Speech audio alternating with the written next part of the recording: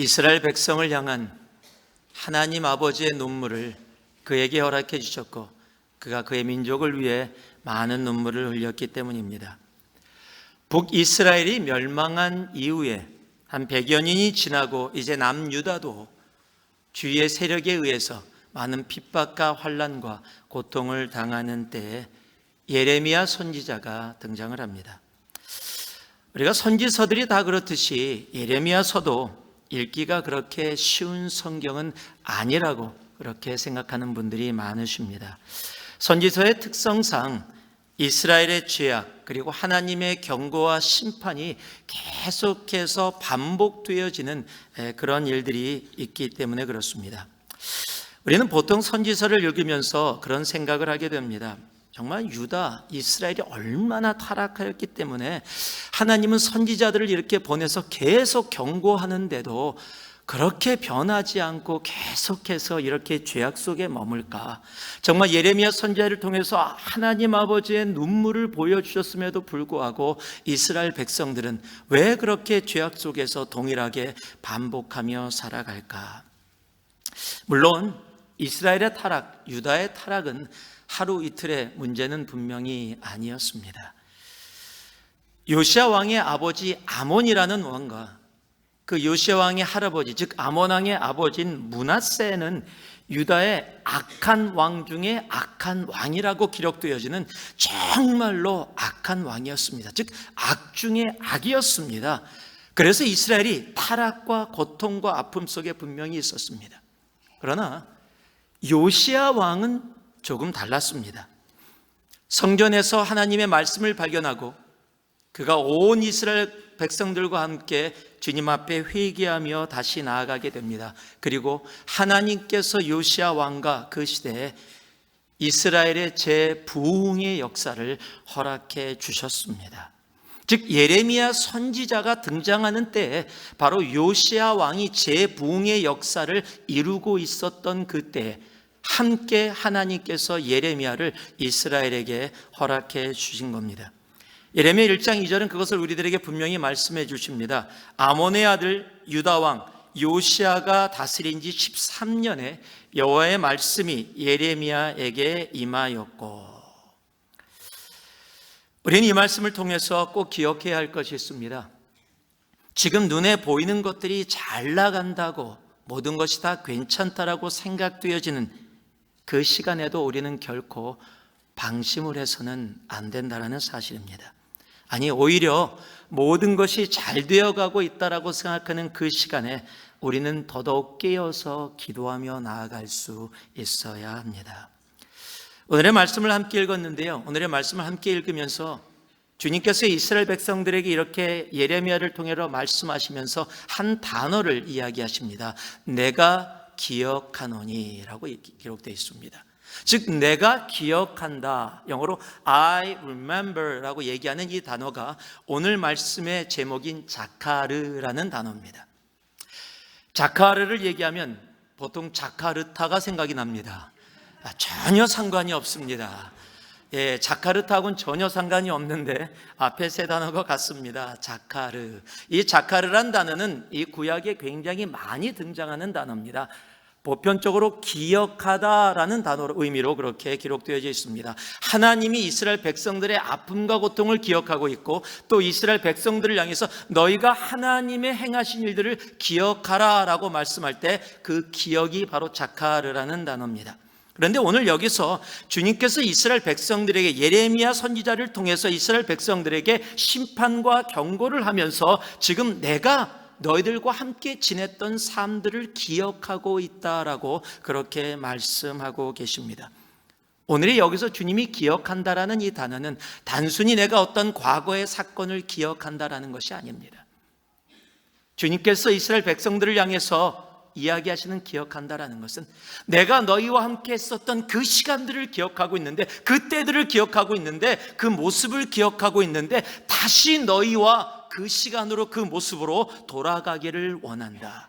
이스라엘 백성들을 향한 하나님의 사랑을 담고 너희가 다시 돌아오라라고 말씀하시는 우리를 향한 하나님의 사랑의 외침이 내가 기억하고 있다. I remember 자카르라는 단어에 함께 담겨 있는 것입니다. 그렇게 본다면 예레미야서는 이스라엘을 멸망시키고자 원하는 심판과 경고의 말씀 이전에 이스라엘 백성들이 다시 주님의 그 사랑의 관계로 돌아오기를 원하는 우리를 향한 아버지의 사랑의 편지라고 해도 과언이 아닐 것입니다.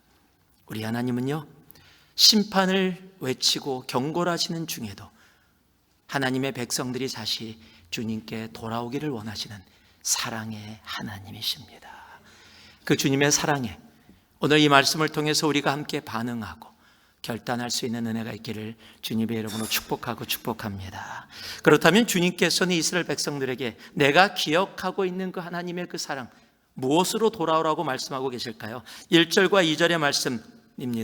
여호와의 말씀이 내게 임하니라 이르시되 가서 예루살렘의 귀에 외칠지니라 여호와께서 이와 같이 말씀하시기를 내가 너를 위하여 내 청년의 때의 인애와 내 신혼의 때의 사랑을 기억하노니 곧 씨 뿌리지 못하는 땅 그 광야에서 나를 따랐음이니라. 성경에서 하나님께서 선지자들을 통해서 이야기하실 때 가장 많이 인용되어지는 때가 있습니다. 바로 애굽 생활에서 출애굽을 한 때와 광야의 40년 그리고 가나안 땅에 정착했었던 그때를 가장 많이 인용해 주십니다. 특히 광야의 40년의 생활을 우리 성경에서 많이 인용되어지는 것을 알고 있습니다. 우리가 보통 광야의 40년을 이야기할 때면 보통 이스라엘 백성들이 얼마나 주님 앞에 불순종하고 불평하고 원망하고 했는지의 이야기들을 참 많이 들어왔습니다. 어떻게 광야 생활 가운데 물을 주시고 만나를 주시고 메추라기 주시고 불기둥 구름기둥으로 인도해 주셨는데 이스라엘 백성들은 계속 불평하고 광야 40년 하면 우리는 보통 이스라엘의 원망과 불평을 떠오를 만큼 그렇게 그런 이야기들을 많이 들어왔습니다. 그런데 오늘 말씀은 조금 다릅니다. 아니, 어떻게 보면 완전히 다릅니다. 그 광야 생활에서도 하나님이 기억하고 계시는데 이스라엘 백성들과 신혼의 따뜻함과 그 애틋함을 함께 느꼈던 시대가 그 모습이 있었다. 나는 그것을 자카르, I remember, 기억하고 있다라고 그렇게 말씀하고 계시는 겁니다. 여러분, 사람들은요, 결혼을 하면은 보통 그렇게 얘기합니다. 깨가 쏟아진다. 그래서 갓 결혼한 사람들, 결혼하신 신혼 생활하시는 분들 보면 아유, 둘을 보니까 그냥 집에 깨가 필요 없겠어. 그냥 깨가 쏟아져. 이런 이야기를 보통 합니다. 이런 사람은 어디를 가도 손잡고 다니고요. 더운데도 막 땀이 나는데도 손잡고 다녀요. 둘이 괜히 바라보면서 아무 의미 없는데 괜히 웃고요. 둘만 있으면 세상에 더 필요한 것이 없는 것처럼 그렇게 느껴지기도 합니다. 아침에 남편이 일찍 출근해야 되는데도요, 아내가 낄까봐 빨리 새벽에 일어나서 그냥 아침상을 탁 준비해갖고 아내를 서프라이즈 해주기 위해서 그냥 침상에 베드로 탁 아침 음식을 갖고 오면 아내는 그걸 보고 너무 좋아하고 기뻐하고. 안 그러셨어요? 보통 다 그렇게 하잖아요, 다들 신혼 때. 그렇죠? 네. 또 그 사랑을 받은 아내들은 그 다음에 또 남편을 그냥 서프라이즈 해주려고 더 일찍 일어나서 아침상을 그냥 완전히 진수성찬을 만들어내고, 그걸 보고 또 남편들은 너무 막 짠데도 맛있다 그러고, 그냥 모든 것이 다 그냥 좋았던 그 신혼의 때들 보통 다 그렇게 지나오셨죠? 예, 몇몇 아내들이 아니요 이런 게 모습이 보이는데, 예, 그러시면 안 됩니다. 예, 그러다가 시간이 지나고 아이가 태어나고 일들이 바빠지면 여보 아침, 그러면 알아서 차려 먹고 가요. 막 그렇게 얘기하기 시작하죠. 아, 그럼 아침도 안 줘? 그러면 아이 키우는 게 얼마나 힘든지 알아요? 그러면 남편들이 얘기합니다. 내가 밖에서 노니? 사회생활이 얼마나 힘든지 내가 알아? 다들 그러면 서로 얘기합니다. 당신 변했어. 처음에 이러지 않았는데 라고 그렇게 실망하기도 합니다. 각 결혼한 사람들의 사랑하는 모습들을 보면서 그래, 한 3년은 갈 거다 그렇게 이야기도 하고요. 요즘은 3년도 안 간대요. 3개월이면 충분하답니다. 예. 그런데 이것이 정말로 사랑하는 부부의 결혼의 모습일까요? 제가 조심스럽게 제 얘기를 좀 해봅니다. 정말 솔직히 말씀드립니다. 저는 신혼 때보다 제 아내를 더 사랑합니다. 예. 막 이렇게 오그라드시죠 조금? 예. 지금도 아내가 예쁘지만은요, 신혼 때 훨씬 더 예뻤습니다. 주름도 지금보다 적었고요, 손이 싹 스치기만 해도 막 전기가 잘 흐르고, 지금은 비벼도 안 흐릅니다. 예. 물론 결혼 초보다 부족한 부분 많이 보았습니다. 또 여러 가지 모습 속에서 알지 못하던 모습들도 많이 보았습니다. 그러나 정말 솔직히 신혼 때보다 지금이 더 아내를 볼 때 더 깊은 사랑을 더 많이 느끼고 있습니다. 저는 주님이 원하시는 사랑이 그 모습이라고 생각합니다. 신혼 때의 사랑, 그저 아무것도 모르니까 그냥 순수했기 때문에 그때 누리는 사랑이 아니라 시간이 지나가도 그 순수할 때 가졌던 그 사랑보다 더 깊은 신혼의 그 사랑을 우리 주님은 우리들과 함께 나누기를 원하시는 겁니다. 광야도 아니고 이제는 젖과 꿀이 흐르는 가나안 땅에 머물고 있는데, 광야 때보다도 못한 눅눅한 사랑으로 살아가는 모습들을 보면서 순수했던 그 아름다운 사랑을 다시 이스라엘 백성들과 누리기를 원하시는 아버지의 마음을 담고 있는 겁니다. 여러분, 성경은요, 아니 우리 하나님은요, 그 처음 사랑, 그냥 한때의 감정이 사랑이 아니라 그 처음에 순수했던 그 사랑을 굉장히 중요하게 여기십니다. 여러분, 성경이 그것을 정확하게 이야기해 주고 계세요. 우리가 요한계시록을 보면 7교회 이야기가 가장 먼저 등장하게 됩니다.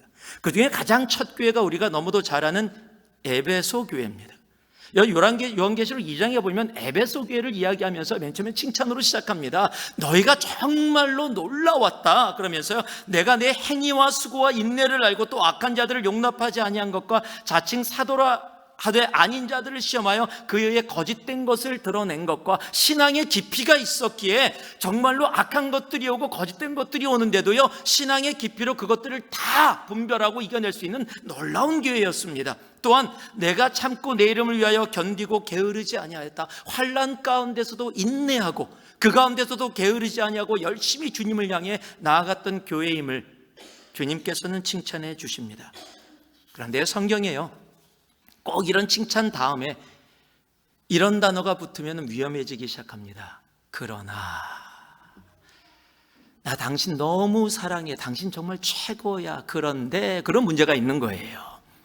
지금 하나님의 그러나는요, 근데 얼마나 심각한 그러나냐면요, 촛대를 옮기시겠다고 얘기합니다. 여러분, 촛대를 옮기겠다라는 얘기는 하나님의 교회가 더 이상 아닐 수 있다라는 얘기입니다. 이것은 무서운 경고입니다. 그런데 왜 촛대를 옮긴다고 했습니까? 그렇게 칭찬을 많이 한 교회임에도 그 인내로 그 게으르지 아니하고 정말로 주님을 향해서 놀랍게 그렇게 살아온 에베소 교회인데, 주님께서 칭찬해 주셨는데 왜 촛대를 옮기시겠다는 그 엄청난 경고를 하십니까? 바로 그 이유는 처음 사랑을 버렸기 때문이라는 겁니다. 내가 너에게 책망할 것이 있는데 너의 처음 사랑을 버렸느니라. 어디서 떨어졌는지 생각하고 회개하여 처음 그 행위, 처음 사랑의 모습을 다시 갖고 와라. 그렇지 아니하면 내가 촛대를 옮기리라. 이거 좀 너무하신 거 아닌가요? 여러분, 처음 행위를 버린 건 한 줄로 짧게 적혀 있는데요, 그 칭찬은 앞에요 몇 줄에 걸쳐서 적혀 있어요. 너희가 분별하고 악한 것을 쫓아내고 인내하고 게으르지 아니하고. 아니, 그렇게 이쪽을 무게를 두지 않는다라도 적어도 쌤쌤은 주면 좋잖아요. 같이 그냥 처음 사람과 같이 쌤쌤 해갖고도 같이 그래 잘했는데 좀 나쁜 거 있는데 서로 같이 그냥 대충 없애자라고 할 수도 있는데, 주님은 그렇게 안 하시고 계시다라는 거예요. 앞에 한 그 칭찬이 처음 사랑을 버린 것과의 무게의 차이가 너무 난다라는 겁니다. 앞에 그 칭찬이 있음에도 불구하고 주님은 처음 사랑 버린 것에 더 많은 무게를 지금 주고 계신 것입니다.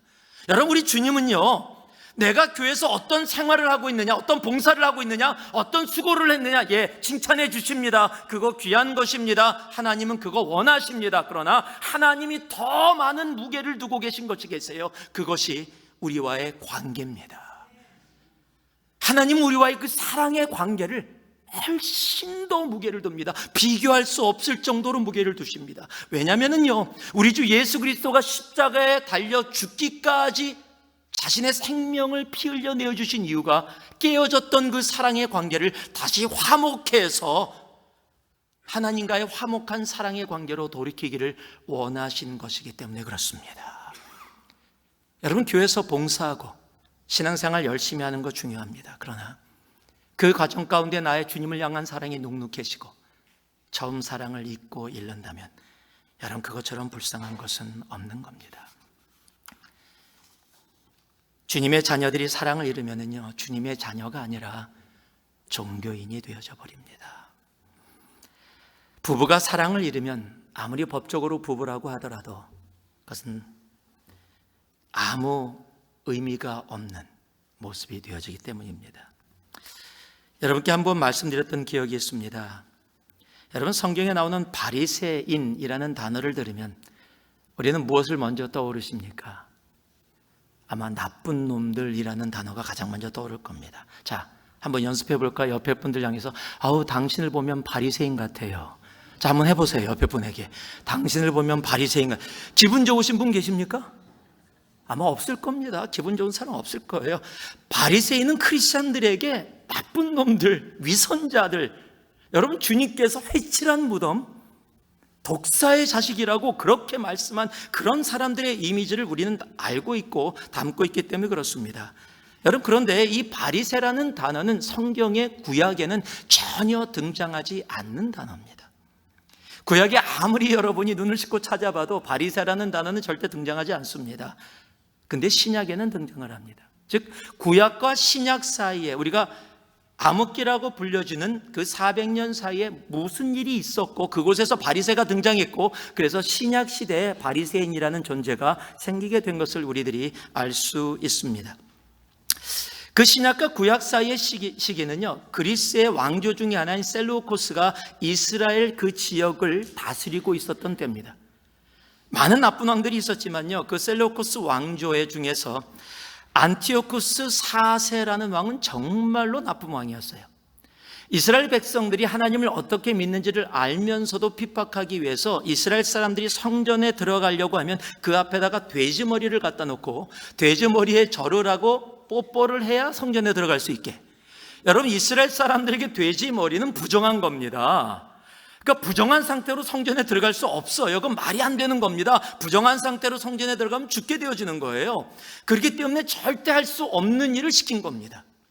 그만큼 핍박을 했는데요, 그 가운데 많은 이스라엘 사람들이 마음을 모아서 도저히 못 살겠다라고 혁명을 일으키게 됩니다. 그 중에 마타시아스라는 제사장이 있는데 5명의 아들과 함께 혁명에 참여하게 됩니다. 그 아들 중에 한 명이 망치를 무진장 잘 썼어요. 망치를 무진장 잘 써서 그 혁명 가운데 참여하게 되는데 그래서 마카베오라는 별명을 얻게 됐습니다. 망치를 잘 쓰는 자라는 뜻입니다. 즉, 망치를 잘 써서 이겼다라고 해갖고 마카베오 혁명이라고 역사는 그렇게 기록하고 있습니다. 즉, 마카베오 혁명을 통해서 이스라엘의 왕조가 드디어 독립을 하게 됩니다. 그 왕조의 이름이 하스몬 왕조라고 합니다. 여러분, 하스몬 왕조가 시작이 된 상황, 그것은 성전의 회복과 신학의 회복을 기치로 해서 시작이 된 겁니다. 그래서 성전의 회복을 축복하면서요, 정말 기념하는 날로 이 하스몬 왕조가 성전을 회복한 그날을 기념으로 하면서 우리가 지금도, 우리가 아니죠, 이스라엘 백성들이 지금도 누리는 그 기념일이 하나 있습니다. 절기가. 그것이 수전절, 또 이스라엘 말로 하누카라고 불려지는 12월 달에 크리스마스와 함께 이어지는 그날이 바로 이때 생겨진 것입니다.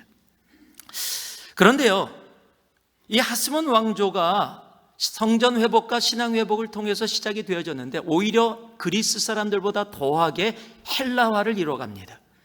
즉, 오히려 경기장을 만들고 그곳에서 사람을 죽이는 일들을 하고요, 신앙의 방향보다는 세상의 방향으로 훨씬 더 빨리 달려가는 모습을 보면서 그것에 함께 참여했던 사람들이 이건 아니잖아, 우리가 이것 때문에 혁명을 했던 것이 아닌데, 그래서 다시 한번 신앙의 회복과 성전의 회복을 기치를 갖고 일어선 사람들, 그래서 하스몬 왕조에 대항했던 사람들을 하스몬 왕조가 짜증이 나서 너희들 왜 그러냐라고 하면서 그들에게 이름을 붙였던 것이 우리가 지금 알고 있는 바리새라는 이름입니다.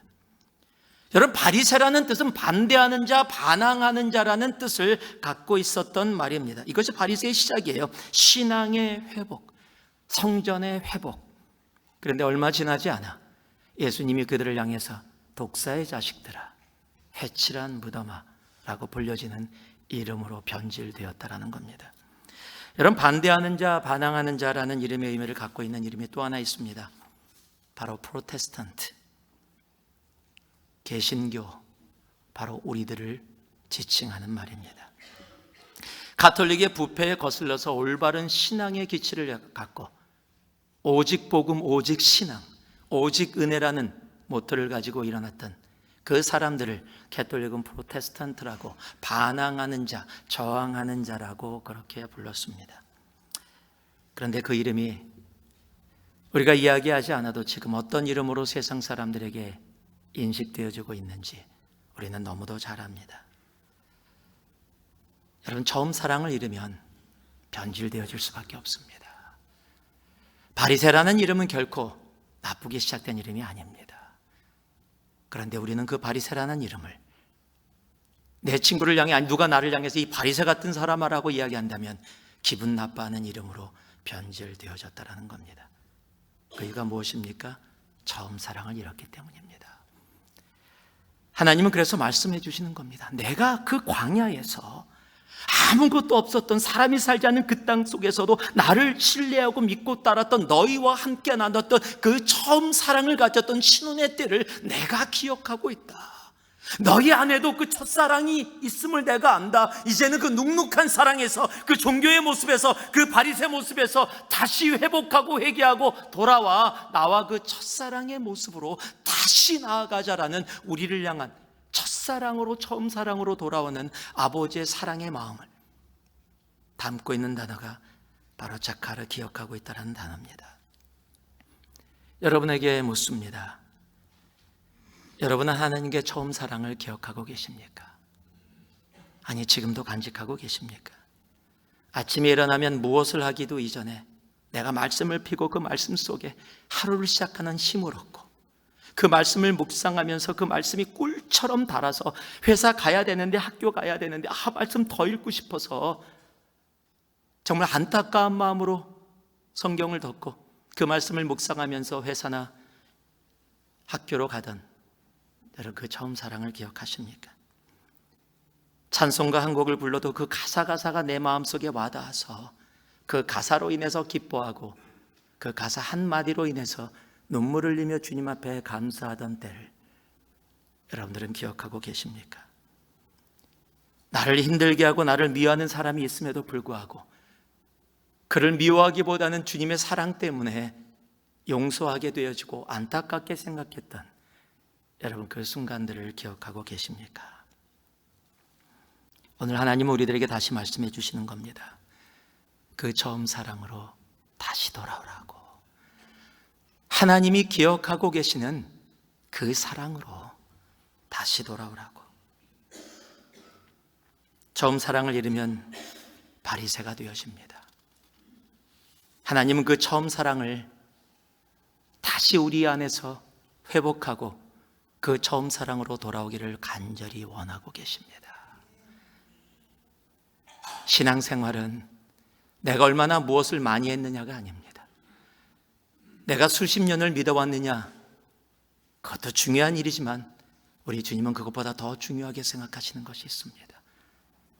나와 너와 함께 나눴던 그 순수한 사랑의 모습, 주님이 신혼 때와 같이라고 얘기했던 그 순수한 사랑의 모습, 주님은 그것을 우리들 안에서 다시 보기를 원하시는 겁니다. 그것을 잃으면 다 잃는 겁니다. 우리의 삶에 혹이라도 바리새의 껍데기가 나를 누르고 있었다면 오늘 주님 앞에 다 내려놓기를 소망합니다. 다 벗어버리고 주님 다시 그 순수했던 그 신혼의 사랑으로, 그 순수했던 사랑으로 다시 돌아가기를 소망합니다. 주님 앞에 정말 그렇게 간절히 소망하며 나아갈 수 있는 우리가 되기를 주님의 이름으로 축복하고 축복합니다. 두 번째로 주님께서 기억하고 계시다는 이 자카르는요, 바로 은혜로 다시 돌아오라라는 말씀입니다.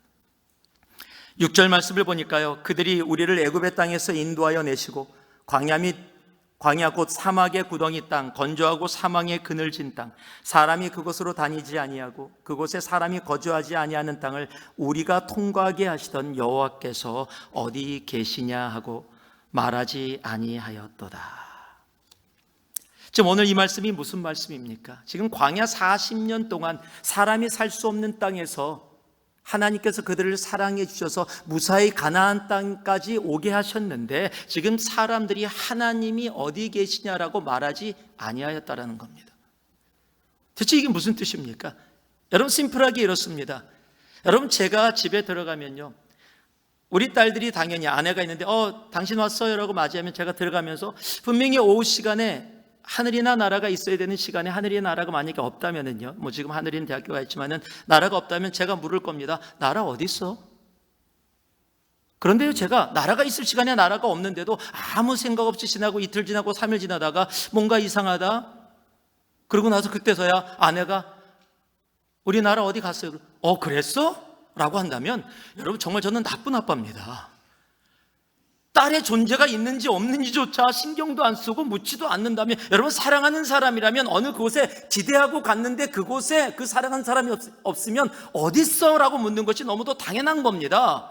여러분, 그런데요, 지금 이스라엘 백성들이 묻지 않고 있다라는 겁니다. 그 광야에서 너무도 많은 은혜를 베푸신 하나님을 잊어버리고 기억하지 않고 하나님이 어디 계시냐라고 전혀 물을 수 없는 자신의 생활에 잡혀있는 그런 모습을 보이고 있다라는 겁니다. 하나님이 베풀어 주신 은혜를 하나도 기억하고 있지 않다라는 겁니다. 저는 성경에서요, 가장 중요한 단어 하나를 꼽으라고 한다면 저는 주저없이 은혜라는 단어를 꼽을 것입니다. 은혜가 있었기에, 하나님의 은혜가 있었기에 지금 저와 우리가 이 자리에 있기 때문입니다. 여러분, 은혜라는 의미를 잘 아십니다. 하나님이 거저 주신 선물입니다. 내가 받을 자격이 없음에도 불구하고 하나님께서 주신 것을 은혜라고 이야기합니다. 여러분, 이스라엘 백성은 광야를 지나면서 자신의 노력과 힘으로 했던 것은 아무것도 없습니다. 출애굽 시작부터 다 하나님이 하셨습니다. 광야에서도 물도요, 만나도, 메추라기도, 그리고 불기둥과 구름기둥도 다 하나님이 하셨습니다. 그런데 그 하나님이 하신 은혜를 잊고 하나님을 찾고 있지 않다라는 겁니다. 지금 이스라엘 백성들도 동일하다는 겁니다. 여러분, 우리들의 삶 가운데도 그런 일들이 너무도 많습니다. 하나님이 다 하셨습니다. 그런데 하나님을 찾지 않아요. 하나님을 잊어버립니다. 그 하나님의 은혜를 잊게 되면 우리의 삶 가운데 나타나는 아주 정확한 현상이 있습니다. 바로 교만이라는 현상입니다. 교만의 특징은 내가 했다라는 겁니다. 40년 광야 생활 정말 힘들고 어려웠는데 바람 불고 햇빛 강하고 그거 내가 인내로 내가 해놨다라는 겁니다. 내가 얼마나 고생했는지 알아? 라는 말은요, 교만의 말입니다. 내가 이 가정 세우느라고 얼마나 고생했는지 알아? 내가 하나님의 나라 일을 하느라고 얼마나 고생했는지 알아? 내가 이 교회 세우느라고 얼마나 고생했는지 알아? 내가 이 일 하느라고 얼마나 고생했는지 알아? 여러분, 이 말은요, 나 알아달라는, 내가 했다라는 은혜에 반대되는 교만의 말입니다. 여러분, 우리가 잘 아는 에베소서 2장 8절 9절 말씀을 보면은요, 너희가 그 은혜로 인하여 믿음으로 말미암아 구원을 받았으니라고 시작합니다. 여러분, 구원이 뭡니까? 아무 상관이 없었던 하나님과 우리의 관계의 처음 시작이 구원이에요. 죽을 수밖에 없었던 우리를 생명으로 옮겨준 그 시작이 구원입니다. 그런데 그 구원이 어떻게 시작이 됐냐면 은혜로 시작됐다라고 얘기를 하고 있어요. 그 은혜로 시작됐다고, 하나님의 선물이라, 너희에게서 난 것이 아니라라고 이야기하고 있는 겁니다. 여러분, 이것은요, 우리의 삶의 모든 것이 하나님의 은혜로 시작됐다라는 것을, 지금 우리가 이곳에서 예배를 드리고 있고 누리고 있는 모든 것이 하나님의 은혜로 인해서 모든 것이 시작됐다라는 것을 정확하고 확실하게 말씀해 주시는 겁니다. 그리고 그것을 말씀해 주시는 이유를 설명합니다. 그렇게 이야기하는 이유는요, 행위에서 난 것이 아니니 이는 누구든지 뭐라고요? 자랑치 못하게 함이라. 인간은요, 조금만 내가 했다라고 느껴지면 교만한 존재가 되어집니다.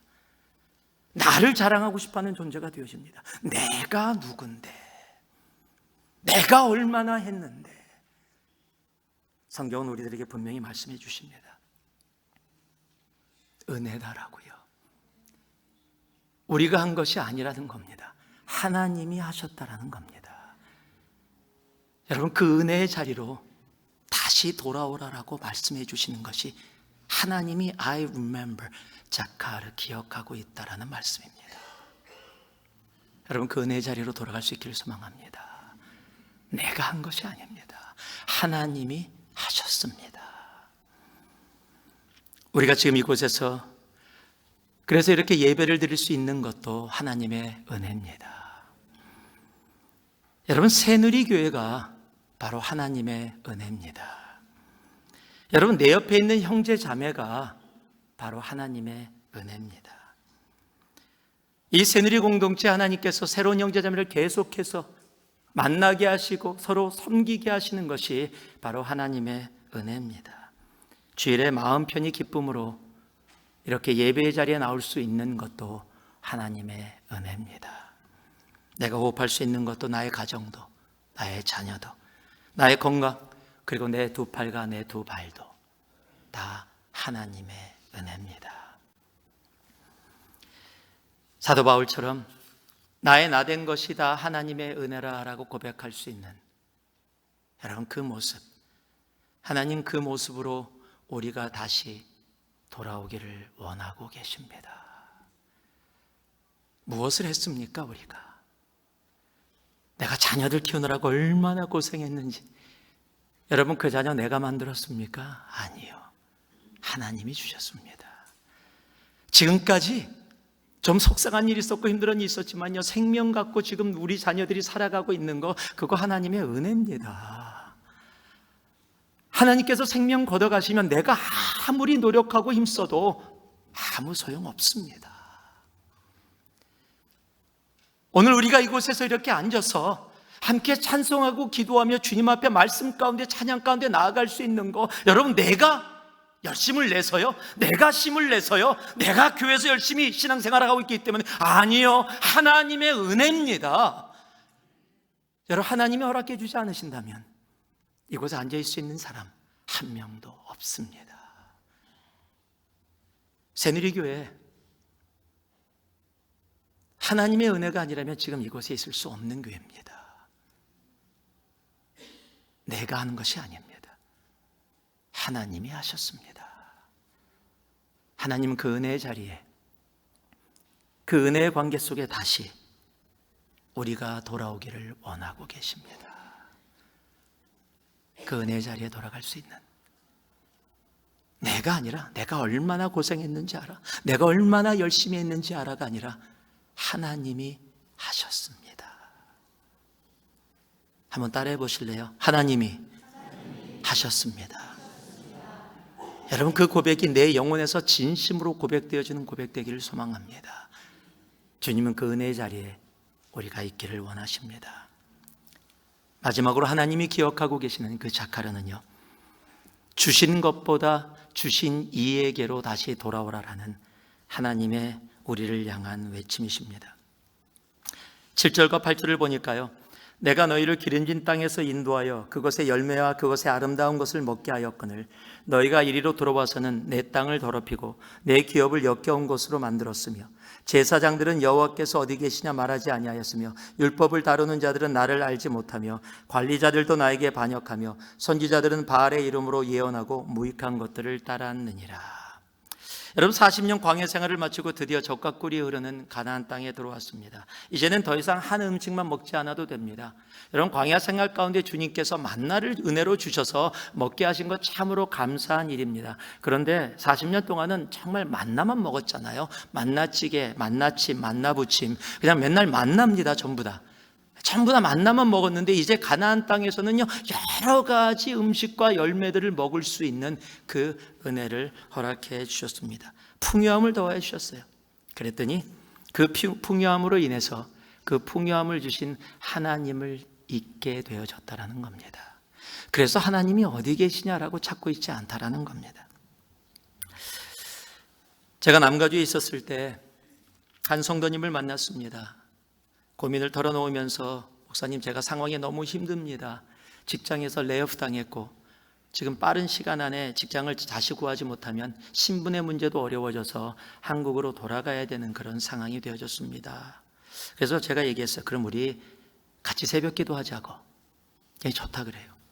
새벽 기도를 했습니다. 한 3개월 동안 정말 열심히 새벽 기도했어요. 매번 새벽 기도 나와서 그 성도님 울면서 주님 앞에 외치고, 저도 그 마음을 아니까 같이 울면서 기도했습니다. 3개월이라는 시간이 결코 짧지 않은 시간이었습니다. 어느 3개월 정도 지나고 났더니 새벽 기도를 마치고 나아갔는데 그 형제가 다가오더니 너무 기쁜 모습으로 다가와요. 목사님 직장이 됐다라는 겁니다. 얼마나 기쁘든지요. 정말 우리의 기도를 들으시는 하나님 앞에 정말로 감사했습니다. 그래서 제가 얘기했어요. 이 3개월 동안 기도했던 이 마음 잊지 말라고. 하나님이 지금 이 직장 주셨는데 그 주신 직장보다 정말 이 주신 하나님 결코 잊지 말라고. 그러기 위해 주님 앞에 예배의 자리에 정말 기쁨으로 신실하게 나아가자고. 그럼요 목사님, 당연하지요. 그런데 이게 웬일입니까? 한 달 정도 시간이 지나고 조금 시간이 지나니까 주일날 뜸하게 가끔가다 빠지는 거예요. 그래서 연락을 해서 물었습니다. 그랬더니 출장이 있어서 그렇대요. 그럼 이해가 되어지니까 그럼 출장 가서도 예배는 꼭 빠지지 않고 드리고 있죠? 그랬더니 네, 그런데 빠지고 있다는 거예요. 예. 그래서 출장 가도 예배는 빠지면 안 돼요. 그래도 썬데이는 일 안 하잖아요. 아니, 일하게 된다면 정말 혼자라도 주님 앞에 잠시라도 예배 빠지지 않기를 바라요. 알았어요 목사님. 그리고 출장 가서 또 계속 돌아왔을 때는 예배를 나오고 왔다 갔다 하는데 시간이 지나가면서 자꾸 예전에 그 열심과 뜨거움이 보여지지 않는 거예요. 아니나 다를까 자꾸 빠지는 시간이 많아지고 이제는 한 달 정도 나오지 않고 막 이래서 연락을 했더니 자기가 프로모션이 됐다는 거예요. 팀장이 됐다는 거예요. 그래서 더 바빠졌대요. 그리고 이제 영주권의 문제도 해결되어져서 지금 수속이 들어갔다는 겁니다. 얼마나 기쁜 일이에요. 그래서 더더욱 예배 드려야 한다고, 주님 앞에 나와야 한다라고 이야기를 나눴어요. 알았다 그러죠. 그리고 시간이 한 1년 지났습니다. 이젠 거의 교회 나오지 않았어요. 연락을 해도 예전 같으면 연락을 하면요 전화를 못 받아도 위통콜을 바로 해줬는데 이제는 연락을 해도 위통콜도 바로 안 와요. 한 일주일 있다가 옵니다. 바빠서 연락을. 여러분, 아무리 바빠도 위통콜 하는데 일주일 걸린다는 건 말이 안 되는 거거든요. 그만큼 이제 귀찮다라는 거죠. 관심이 없다라는 거죠. 통화가 됐어요. 그래서 잘 된다 그래서 너무 감사하다고 이야기를 했습니다. 그러면 제가 한마디 했어요. 형제를 위해서 내가 기도하고 있어요. 그랬더니 목사님 감사합니다. 그래요. 내 기도 제목이 뭔지 알아요? 그랬더니 뭔데요? 하나님께서 형제의 직장을 다시 레이오프 시켜서 직장 못 나가게 해달라고 기도하고 있어요. 깜짝 놀래요. 왜 그러시니? 그래야 다시 신앙으로 돌아올 수 있을 것 같아서. 그랬더니 목사님 제발 그렇게 기도하지 말아달라고. 저는 그 성도님 지금 어디서 무엇하고 있는지 잘 모릅니다. 신앙생활을 잘하고 있는지도, 저하고의 관계가 그렇게 계속 연결이 되어지지 않아서. 없을 때는 사람들은 진심으로 열심히 기도합니다. 그런데 화장실 갈 때와 나올 때가 다를 때가 너무도 많아요. 하나님이 우리에게 주신 너무도 많은 좋은 것들, 우리의 건강도, 우리의 자녀도, 우리의 가정도, 아니 이렇게 함께 예배드릴 수 있는 이러한 공간도, 또 함께 예배드릴 수 있는 정말 놀라운 이 새누리의 놀라운 공동체도, 하나님이 주신 게 너무도 많은데 하나님이 주신 것들 때문에 그 주신 하나님을 잊고 살아가는 우리들의 모습이 분명히 있을 것입니다. 그러나 이 가진 것들 때문에 정작 이 모든 것을 주신 하나님을 잊으면 안 됩니다.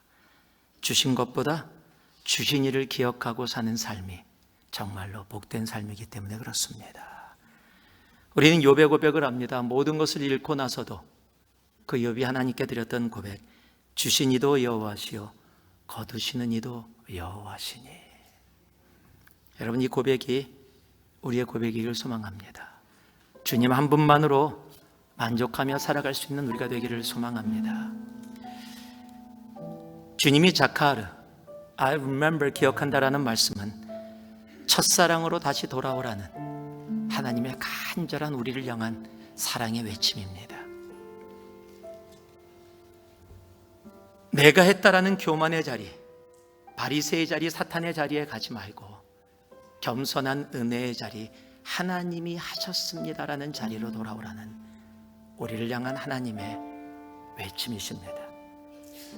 그리고 우리가 누리고 있는 이 풍요한 것들, 이것 때문에 정작 이 풍요함을 주신, 이 놀라운 은혜를 주신 하나님을 잊어버리는 어리석은 것에서 돌이켜 주신 이 하나님께로 다시 돌아오라는 하나님의 간절한 사랑의 외침입니다. 우리 주님께 다시 돌아갑시다.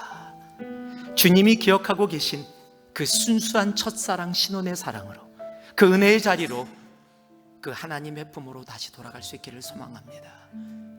그 자리가 복된 자리고 그 자리가 진정한 천국일 것입니다.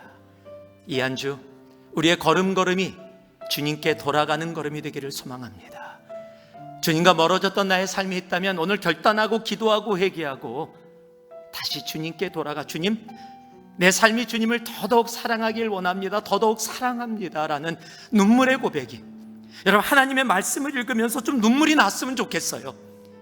아니, 하나님의 말씀을 읽는 그 자리로라도 돌아갈 수 있으면 좋겠습니다.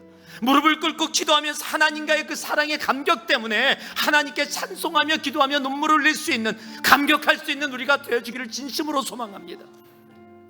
내가 그래서 봉사하면서 내가 봉사할 수 있는, 감히 하나님의 자녀라 부르심을 받고 하나님을 향해 봉사할 수 있는, 주님의 몸된 교회를 봉사할 수 있는 일에 내가 감격해서 기쁨으로 주님 앞에 나아갈 수 있는, 정말 그 자리로 우리가 돌아가기를 소망합니다. 여러분, 주님의 사랑으로, 그 주님의 품으로, 주님이 기억하고 계시는 그 은혜의 자리로 우리 돌아갑시다. 그것만이 주님이 우리들에게 원하시는, 이 시간에 우리들에게 원하시는 바로 주님의 마음입니다. 기도하겠습니다. 사랑의 아버지 하나님,